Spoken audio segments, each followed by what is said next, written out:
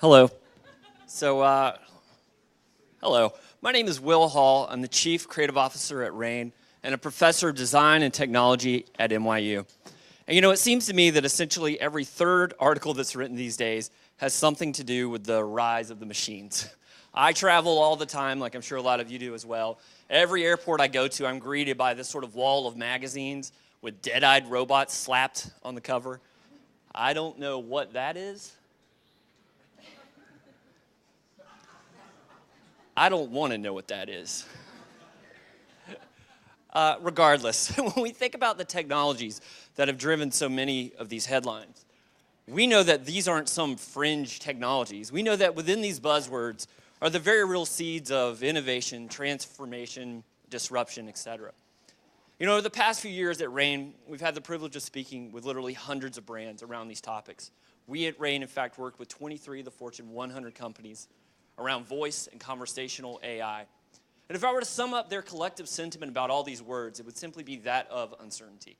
We all know these are things, of course, but we don't know where they're going, and so by extension, we don't know what to do.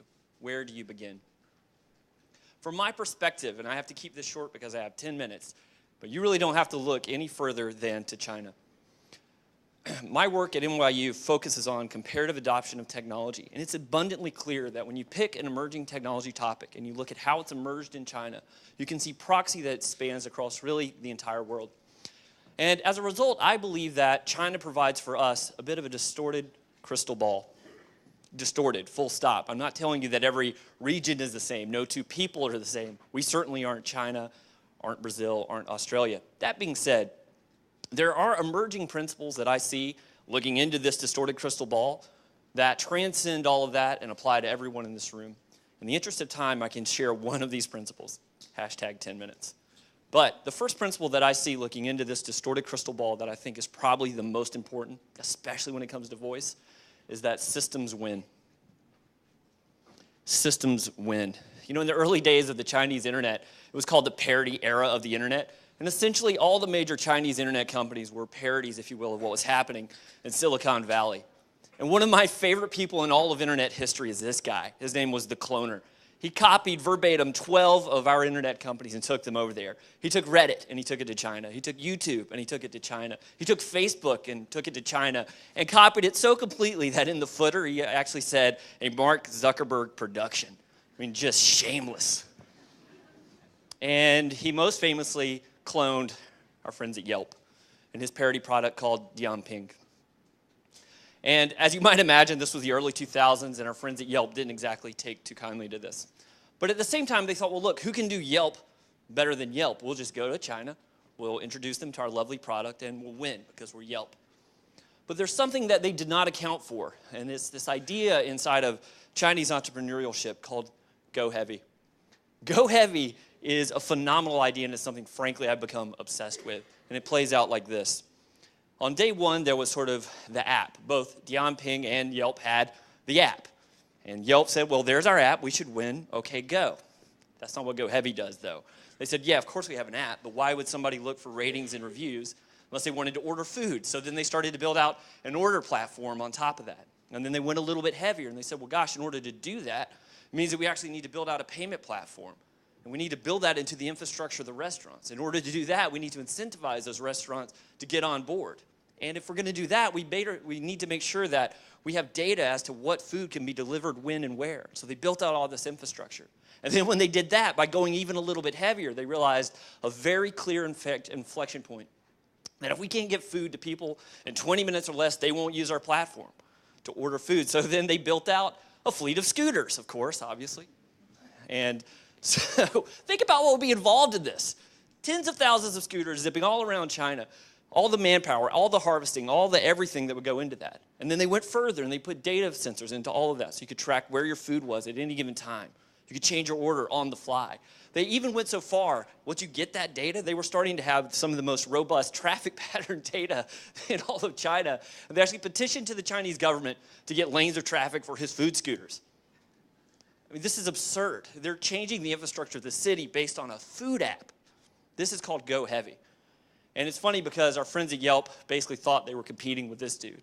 They were not competing with a man. They were competing with a beast. This guy was crazy. This is not what normal people do.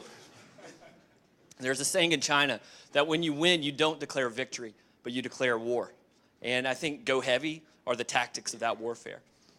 And as a result, our friends at Yelp, they lost, and they lost real quick, real bad. In fact, I love this exit interview from Jeremy, the CEO there. He said, look, the exit from China allowed us to do what we do best, which was build the Yelp app. I don't want anything to do with scooters or whatever the hell they're doing. I'm out of here. And they left. But as a result, though, think about this. Like, if you're being really generous, you could say that Yelp is worth $700 million, maybe. I'm not buying any Yelp stock. Dianping, though, by comparison, is worth pre-IPO evaluation of $55.5 billion. It's made them intensely resilient to parity. It's made them incredibly valuable, and you really can't copy that. And, look, we see this sort of mindset happen with a lot of our big tech as well. Is there a more Chinese company than Amazon? I hope Amazon isn't here. Sorry. But, I mean, they're building it. They're going very heavy on everything. I mean, you think about Netflix. A few years ago was a parody product, yeah? I mean, it was pretty easy there for a couple of years to make streaming video services, assuming you could get licenses. But then by going heavy, they essentially built their own Hollywood. I mean, you see this kind of mindset, vertically integrating, expanding horizontally, of course. And it's very often when I share these kinds of ideas with brands, they say, well, yeah, that's how big tech works, but we sell cat food or whatever your brand or product is. I don't care what your product is, though. We believe that every company, regardless of your industry, is a tech company in disguise, whether you know it or believe it or not. This is a fact. And the fact of the matter is that tech companies don't sell cat food. They build systems. Tech is about systems. If you want to compete, in our perspective in today, where it's so easy to commodify everything's vectors towards the Amazon Basics version of itself, we really need to think about this because it provides resilience. In our world, when I say I work in voice, inevitably, these speakers are the first thing that come to mind. And sure, yes, fine, great. We love speakers. But that's like a rounding error on the bigger world of voice. 125 million, yes, okay, fine. But if you've ever heard me talk about voice, I always say if I had any swag to give you, the following slide is what would be on it, because it's the only thing that matters. And it is to win at voice, we have to think in systems. To win at voice, we have to think in systems. Speakers, totally love them. 125 million a market. Somebody maybe has a more up-to-date stat than I do, a lot. But voice directly and profoundly affects your mobile and your e-com and anywhere where you transact, as well as your website, your SEO, your SEM, your content. As well as, yes, of course, those 125 million some odd speakers that are in market today, as well as any physical locations, all working together as one cohesive mesh. A lot of brands go off the rails right here when it comes to innovation and with voice because they don't think in systems. But those organizations that are thinking in systems, they're winning, and it really, frankly, isn't even close. An example that I'll use just to illustrate the point would be the work that we've been doing with Starbucks. With them, we have a best-in-class application. We have more payments transacted through our app than all of Apple Pay. It's kind of astonishing how much coffee is transacted through that thing every single day. And working with our partners, one of the first things that we did is we trained an NLP within that application so that if I say I want a triple grande macchiato in a venti cup, which I would never do, but if I did, it would know what I meant when I said that. Triple, 3 shots, grande, medium, venti cup. Oh, you want the big cup, which costs this much in that location, reconciled to my account. That was a lot of work building out that reconciliation layer, training that AI to sort of learn that. So then out of that, we were well postured to enter those speakers when they came to market. And that use case made a lot of sense. You're on your way out to work, you order your coffee, it pays for the app in your pocket, skip the line, you grab your coffee and go. Then what we found is that by looking at their data sets, we found that they didn't have a single source of truth. So for example, we found that I live in New York City. If I had $100 in my account in New York and I go to London, I don't have any dollars in my account in Europe. That's a problem. So we started to reconcile those data sets regionally and globally to build out this thin layer of technology where everything was talking to everything else. And because of this system approach, it's allowed us to innovate in ways that make a lot of sense. Previous panels were talking about the car. I'm very bullish on a car as well. But for Starbucks, this makes a lot of sense. This is a commute moment. You're on your way to work, you freeform order your pretentious triple grande macchiato in a venti cup, which pays for it in the app in your pocket, which updates the GPS. When I'm 7 minutes away, it sends my order. I skip my line, I grab my coffee, and I go. System, system, with a side of system. And because of that, you really can't copy Starbucks. I mean, is there anything more commodifiable potentially than a cup of coffee? But by building systems, they're incredibly resilient. It allows them to work with big tech without getting disrupted by big tech. And they've transacted from day one. And I mean, look, I understand there's a difference between systems, and systems. Not everybody can have a global physical and digital system to build. But make no mistake about it, systems are the way to think about this stuff. I'll give you another example, and that would be the work that we've been doing with Nike. We helped launch this. This is the Nike Adapt Air BB. Anybody who watched Back to the Future, the self-lacing shoe, this is sort of that shoe's great-great-grandson. And so we helped launch this live during a TNT event about 3 or 4 weeks ago. And the system here looks something like this. We actually had a native integration within the TNT broadcast of the Lakers-Celtics game. And all throughout the game, we had in the lower third ways you could ask Google Assistant, what's Jason Tatum, a player on the Celtics, what's he wearing? What's happening at halftime? What's all this buzz about, et cetera? We started to get people interacting with us in real time. And behind the scenes, we're updating that voice experience based on what's happening in real time within the game.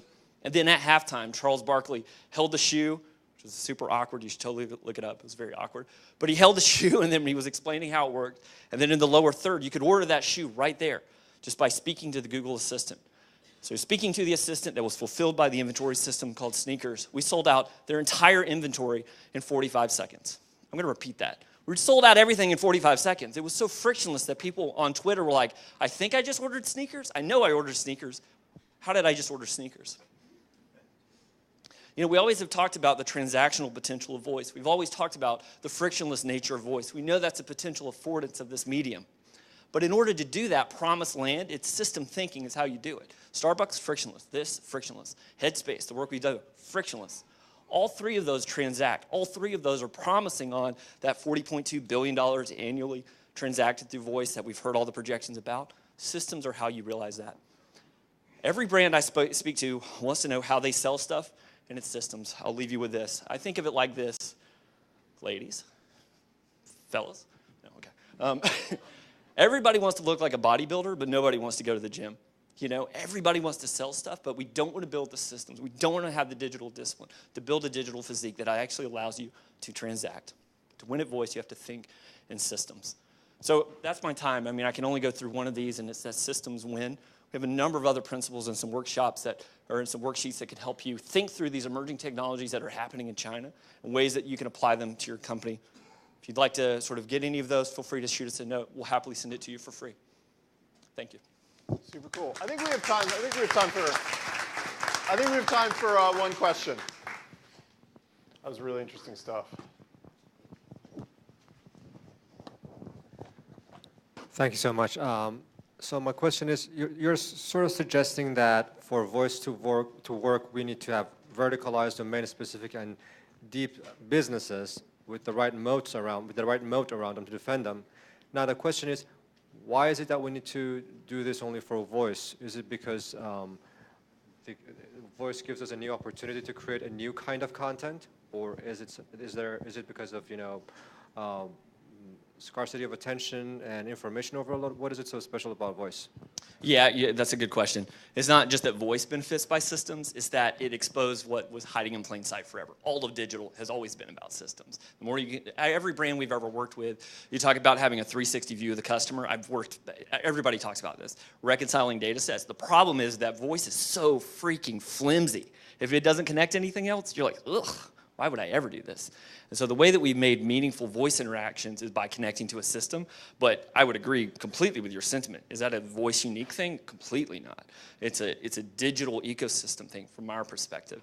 I think it's just exposed the thing that, again, has been a deficiency of so many companies for so long. That's why, by the way, that's why the skill store is flooded with 100,000 meaningless skills. You throw up a cat fact skill and it doesn't talk to anything. You wonder why voice doesn't work.